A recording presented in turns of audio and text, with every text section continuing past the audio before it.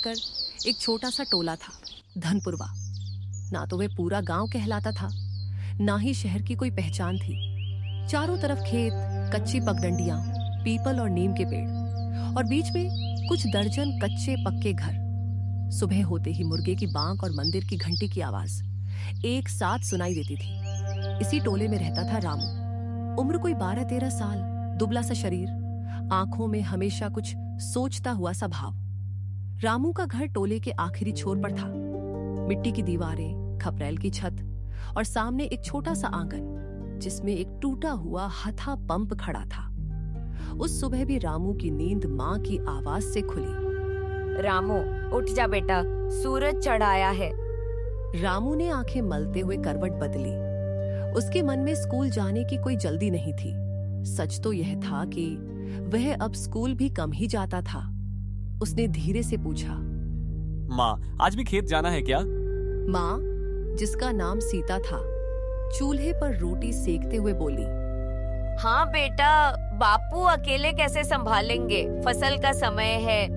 रामू चुप हो गया। उसे खेतों से नफरत नहीं थी, पर उसे पढ़ना अच्छा लगता था।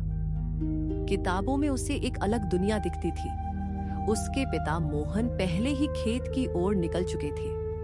मोहन ज्यादा बोलते नहीं थे, चेहरा हमेशा थका हुआ, जैसे जिंदगी ने उनसे ज्यादा ही काम ले लिया हो। धनपुरवा के खेत ज्यादातर बरसात पर निर्भर थे। अगर बारिश समय पर हो जाए तो घर में हंसी आ जाती थी, अगर ना हो तो चुप्पी। पिछले 2 साल से बारिश ने धोखा दिया था। रामू खेत पहुंचा तो देखा मोहन मिट्टी को हाथ में लेकर उसे मसल रहे थे।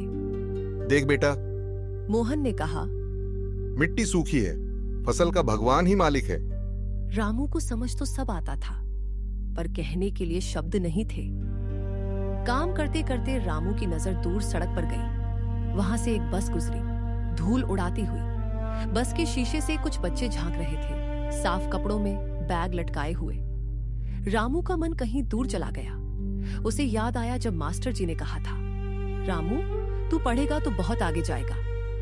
पर मास्टर जी भी अब कम आते थे, स्कूल में बच्चे कम हो गए थे। शाम को घर लौटते समय मोहन बिल्कुल नहीं बोले।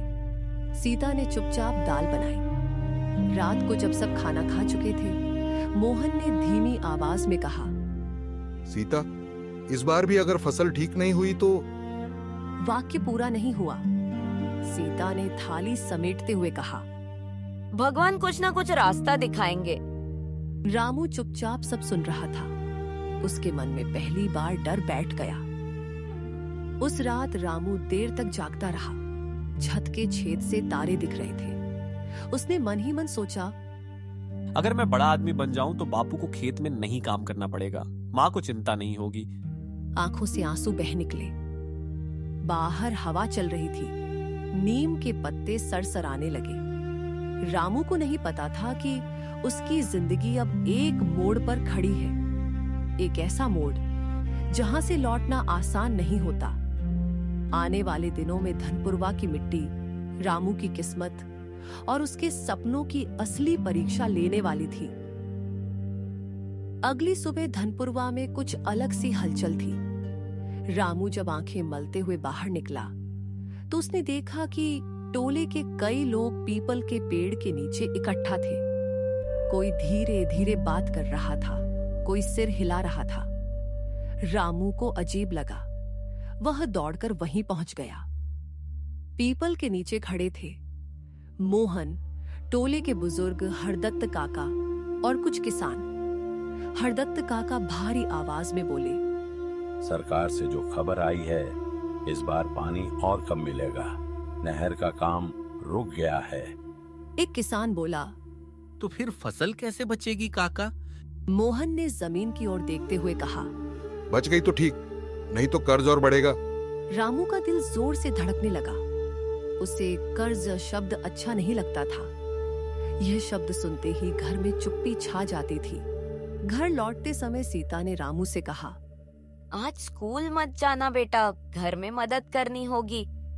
रामू ने कुछ नहीं कहा। उसने किताबें एक तरफ रख दी। सीता ने पुराने कपड़े निकाले। कुछ सिलाई करनी थी, कुछ अनाज साफ करना था।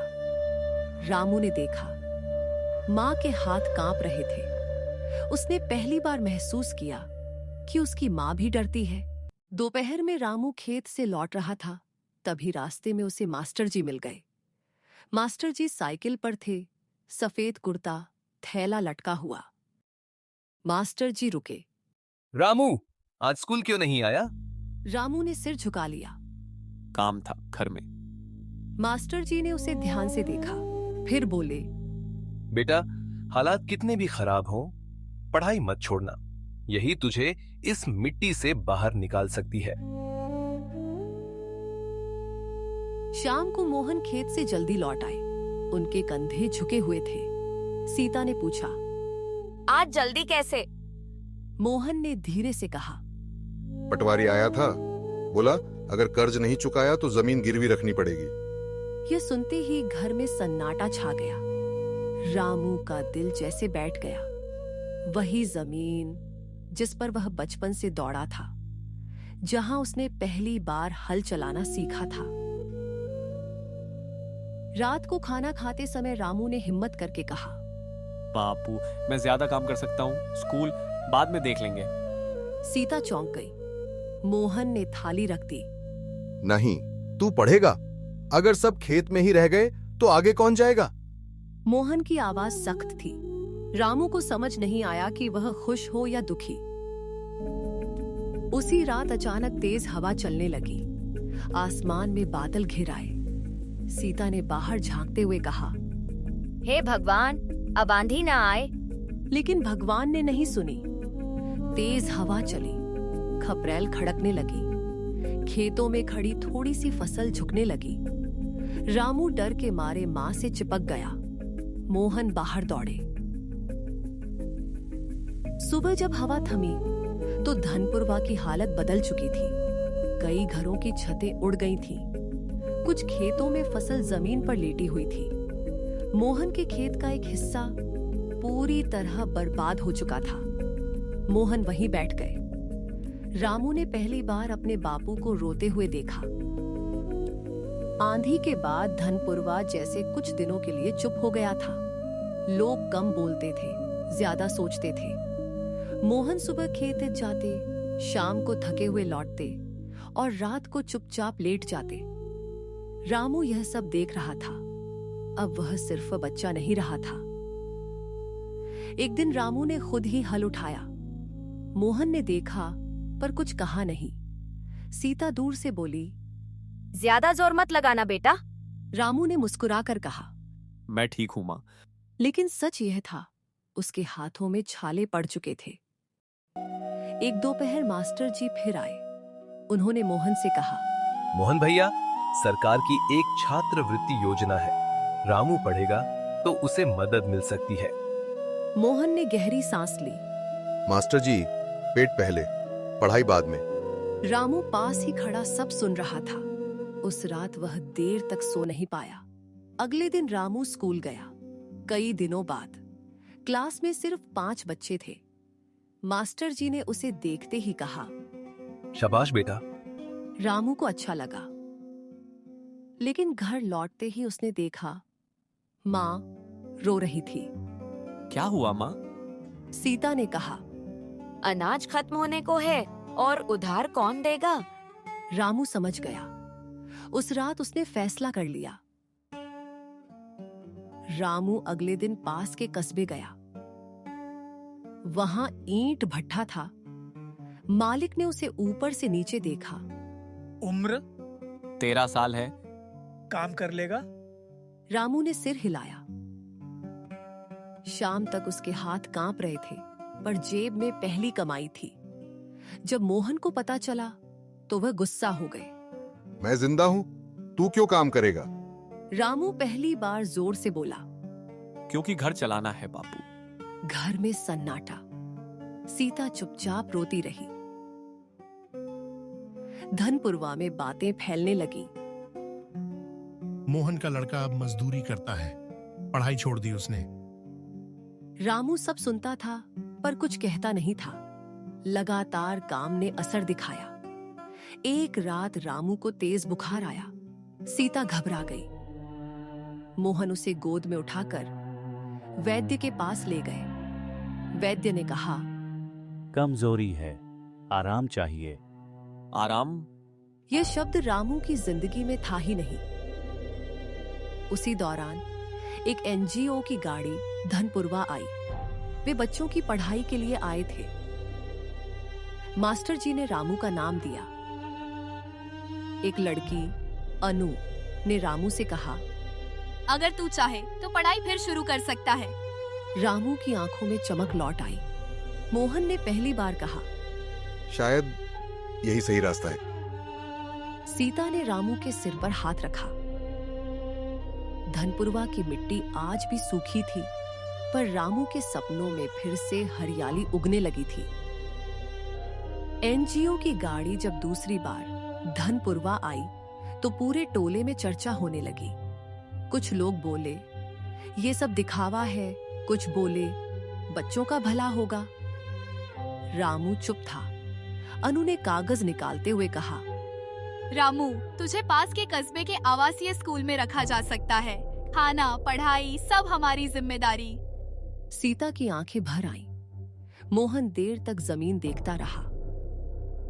रात को सीता ने रामू को पास बिठाया। बेटा, तू अकेला कैसे रहेगा? रामू ने पहली बार माँ का हाथ मजबूती से पकड़ा। माँ, मैं वापस आऊंगा आपके लिए, बापू के लिए।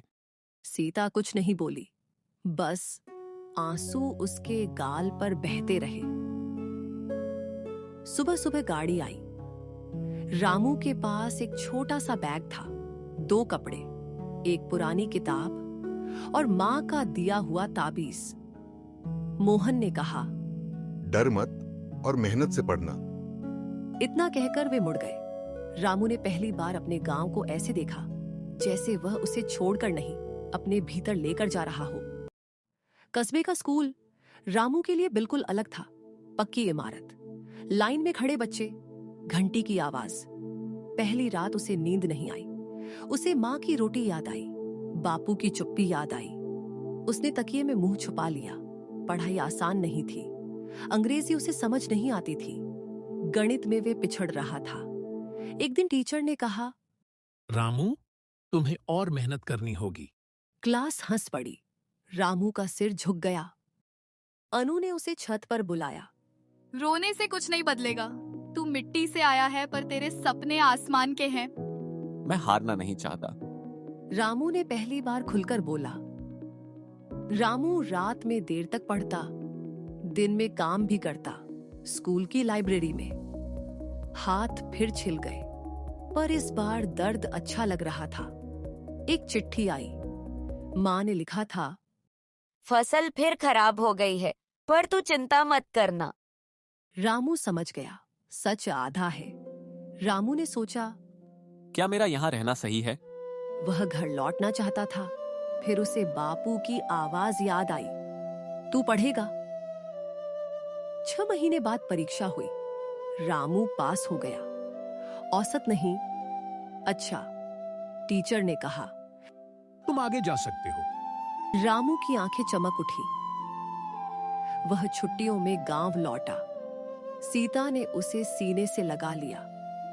मोहन ने कुछ नहीं कहा, पर उनकी आंखें बोल रही थीं। धनपुरवा वहीं था, सूखा, शांत, पर रामू बदल चुका था। गांव से लौटने के बाद रामू पहले जैसा नहीं रहा। अब वह पढ़ाई को सिर्फ किताब नहीं समझता था, वह उसे रास्ता समझने लगा था। सुबह जल्दी उठना, दिन में पढ़ाई, शाम को लाइब्रेरी का काम, सब उसकी आदत बन गया। एक दिन अचानक अनु का फोन आया। रामू, गांव से खबर आई है, तेरे बापू बीमार हैं। रामू के हाथ से किताब गिर गई। उसे कुछ सुनाई नहीं दे रहा था। रामू उसी रात गांव के लिए निकल पड़ा। मोहन खाट पर लेटे थे, चेहरा पीला। सीता ने रोते हुए कहा, दवा महंगी है बेटा। रामू समझ गया। फिर वही लड़ाई। डॉक्टर ने कहा, इलाज शहर में होगा।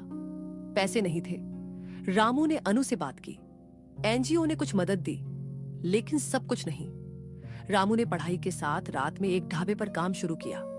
थक जाता था पर रुकता नहीं था। मोहन चुपचाप सब देखता था। एक रात मोहन ने रामू का हाथ पकड़ा। अगर मैं ठीक ना हो पाया तो तू रुक मत जाना। रामू रो पड़ा। मोहन की हालत बिगड़ गई। गांव में अफवाह फैल गई, मोहन नहीं बचेगा। सीता टूट गई। रामू मंदिर गया। पहली बार उसने भगवान से कुछ मांगा। बस बापू को बचा लो। मोहन धीरे धीरे संभलने लगे। डॉक्टर ने कहा, समय पर आ गए इसलिए बच गए। रामू ने राहत की सांस ली। मोहन ने खेती छोड़ दी। अब वह बच्चों को खेत का काम सिखाता था। रामू फिर स्कूल लौट गया। रामू ने ठान लिया वह कृषि अधिकारी बनेगा, ताकि कोई किसान ऐसे न टूटे जैसे उसका बापू टूटा था। साल बीतते गए। रामू ने बोर्ड परीक्षा पास की, फिर कॉलेज। मुश्किलें आईं, पर वह रुका नहीं। एक दिन परिणाम आया। रामू का चयन हो गया। उसकी आंखों में आंसू थे। सरकारी गाड़ी धनपुरवा आई। सब लोग इकट्ठा हो गए। मोहन ने कहा, मेरा बेटा लौट आया। रामू ने मिट्टी उठाई, उसे सूंघा। यही मेरी ताकत है। उसने कहा, धनपुरवा की मिट्टी अब भी वही थी, पर उसकी किस्मत बदल चुकी थी।